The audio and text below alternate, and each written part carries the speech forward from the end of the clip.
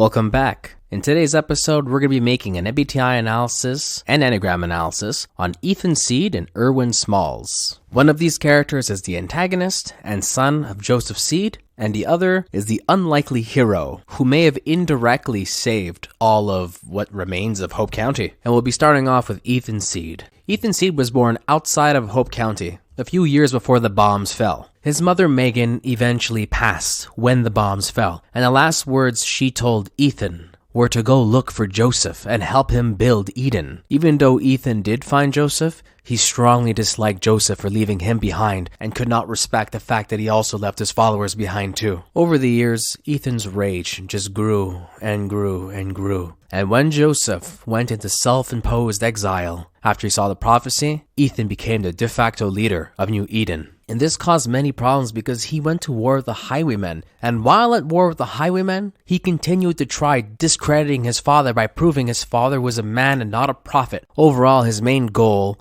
was to achieve soul power for himself, and that was only possible if he was able to prove that Joseph was dead. And that leads to our main analysis, and this one is gonna be interesting. We first need to take into consideration that Ethan is a complete sociopath. So he's going to hide who he truly is by acting a certain way. And with that being said, we're going to have to break down this analysis into two segments. We're going to have his fake sociopath personality and his real personality. And with that being said, we're going to start off with his fake personality, which I believe is the ESFJ. Right off the bat, you can notice the first function here, which is FE. Ethan is literally manipulating everyone within that compound. He's telling them exactly what they want to hear and when they want to hear it. Bring back the father! Praise be to Joseph! His secondary function, however, is real. Ethan follows the rule set to Eden's Gate like a Bible. Everything he does is structured. He rarely deviates from the established law that Joseph already set, and insists and respects almost every single tradition they hold. In fact, he'll use these traditions to turn people against you. A non-believer is a sinner. A non-believer does not know our ways. Or at least try to do that. His tertiary function, which is also real, is the NE function, and he uses this function very badly. Ethan doesn't really have much foresight into people or the world around him. He doesn't so much care for ideas. In fact, he just ignores that and focuses on what can I do for the community and how can I gain power for myself. And his final fake function would have been TI. But sadly, we don't have much evidence for this because it's not real. It's not there. And that would have made him a fake ESFJ. It's not what he is. So now we're going to be moving on to his real functions. And his real first function is the TE function, which is extroverted thinking. And this function is extremely present when we're one-on-one with him. There is one thing that Ethan craves the most in this world, and that is power. But not just power, he wants to control individuals and control the society that Joseph made. But that's not the only indicator of an unhealthy TE Dom. No, there's more. He's very pragmatic, he's straight to the point. He doesn't care about how you feel about situations. It's his way or the highway. And this also means you must adhere to his rules and his strictures, because that's what he wants. Our future depends on adherence to my strictures. We can no longer hope for Joseph to save us. He is not coming back. We must put him out of our minds and which leads to a secondary function, which we discussed before, which is the SI function, which is introverted sensing. Even though he strongly disagrees with Joseph, he adheres to his scriptures too, and he acts out the way Joseph led the cult in the same exact way. He respects every rule, every scripture, every belief. He doesn't change the way the system works. He follows it exactly to the T. His tertiary function is the NE function, and we already mentioned that before, that he doesn't really use it that much. He's very poor at analyzing people, situation, and ideas. He's very inflexible and refuses to change his ways, even when he has opportunity. The only time he really uses the NE function is when he decides to open up his view, and he tries joining the twins. I will give you the sacred fruit only if you do as we agreed. I want you to burn New Eden to the ground. A deal's a deal, man. We're reliable. Now. We must do it now. But that's for a destructive purpose. With that all being said, we're going to be looking at his inferior function, which is very active because he's very unhealthy, which is FI, introverted feeling. A little disclaimer, normally TE DOMs wouldn't be using their FI function very often because it's their final function. However, Ethan is a very special case. He was raised in a very bad situation with the world burning on fire, and he ended up growing, resenting his father and becoming very unhealthy for it. And he wants his father to die, and he fosters this rage in his heart for years on end. And that's exactly why his FI function is overreactive. I am the leader here. Joseph is our leader. New Eden follows me! We stand behind the Father. And that overreaction leads to outbursts, which almost seem like an FE outbursts. It's aggressive, it's screaming, he throws things on the ground. Me! And right after he's done, he just immediately calms down like he's sobered up. You came here looking for his help, but Joseph is dead. But the reality is, that's a really repressed FI function, and it just blows up. And there's also another factor of his FI function. His whole reasoning for joining the twins, other than him trying to be intuitive for a second, is that he notices that he can't control them anymore, and now he just wants the society to die. So if he can't have them, why would anyone else have them? No one's allowed. You guys should have the power so I could be your friends now. I want you to burn New Eden to the ground. A deal's a deal, man. We're reliable. Now. And not only does that lead to his death and him betraying his father, it also leads to the destruction of New Eden. Congratulations, you did good. 10 on 10. I'm sorry. I know. I'm so scared. I know, son.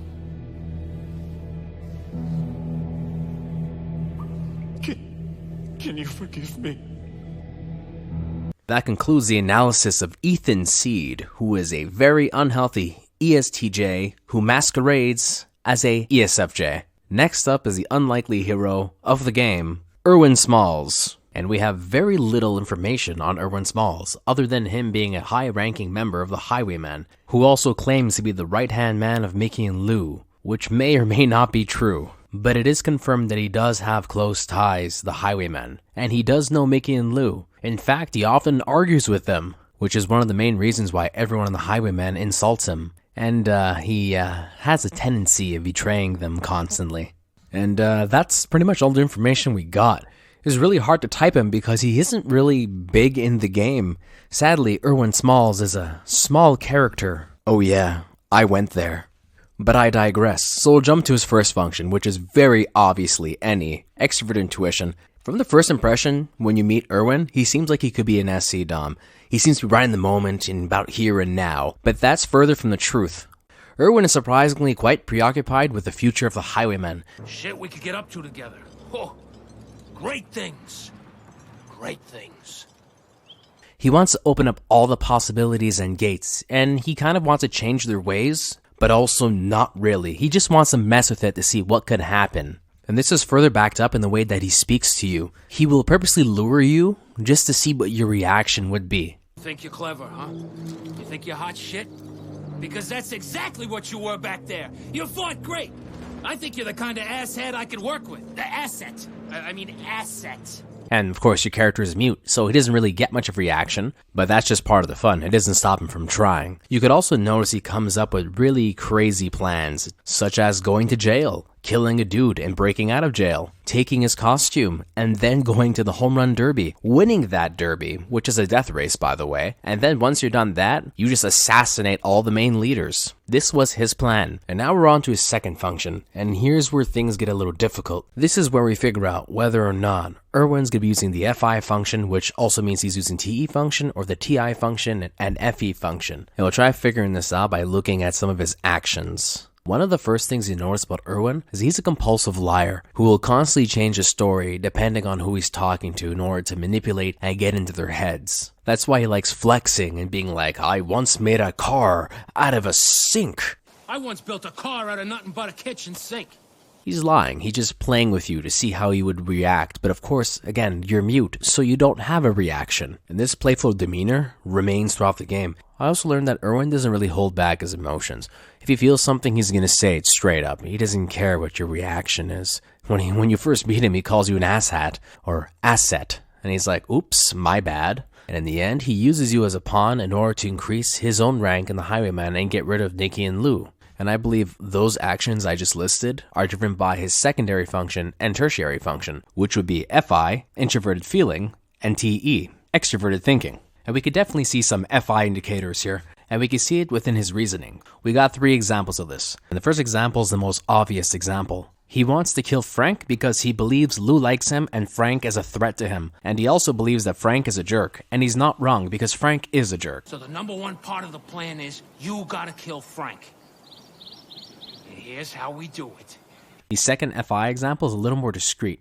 Irwin is very sensitive. He doesn't so much show it, but you can tell within his speech patterns whenever he gets offended or feels insecure about something, he makes a spin-off story to make it seem more grandiose than it really was. And a really awesome example of this is when you punch the punching machine and he's impressed by high score. And whenever you guys are talking, he mentions how he once beat up 17 guys and he had to quit because he was so lethal. Used to be a fighter myself. I wasn't that bad. Back in the day, I went on a little winning streak. Knocked out 17 guys in a row. Had to quit. Too lethal. Punched the last guy so hard, he farted his brains out. Seriously. Guys, seriously. His brains. And that made me pull up short. I had to think to myself, I got a gift, but I can't control it. Even though he's most likely lying, that's pretty funny. And the final example of his FI function shows more within an action. He wants you to eliminate all the highwaymen at the table for 2 reasons. The first reason is they're all jerks and deserve to die. The joint will be full of highwaymen bigwigs. They're all giant dicks. The plan is you gun everybody down. Everybody. We'll make them all pay for dissing me. And the second reason ties into the tertiary function, which is TE, extroverted thinking.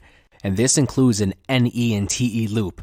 He knows that if you eliminate the leadership of the gang will fall and he could establish his own leadership within it. And that very much is his endgame. He wants to take over the gang because he believes they're wasting their time and being useless. There's plenty of dreams and ideas that he has that he wants to make happen. But they're too busy being content and wasting their time killing people for no reason. And the other indicator of his TE function comes from his planning. Yes, NE is very much involved in his planning, but there is practical thinking behind it. Getting into jail, kill the target, get their car, take their place, eliminate leadership. It's very straightforward. And his inferior function is SI, introverted sensing. And you can see this in the way that he's organized. He just lets things happen. It's a little chaotic. He doesn't really have a grip on reality. And that's why his ideas are so high up in the sky. He's almost like a child in a way. He acts very careless and just lets things happen. But not to the point of an inferior NI user who would just literally just neglect the future and be like, no, it's here and now.